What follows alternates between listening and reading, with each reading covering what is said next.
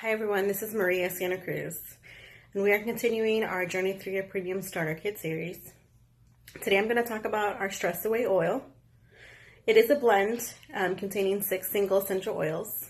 There's balsam copaiba, lime, cedarwood, vanilla, acacia, and lavender.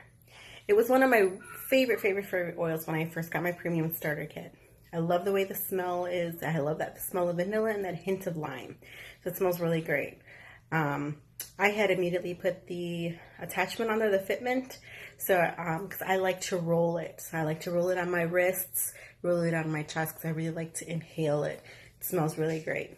And also a great way to use it is by diffusing it. So about 30 minutes or so before we get ready for bed, I add about 4 to 5 drops into the diffuser, and it smells really good, and it's just part of our bedtime routine.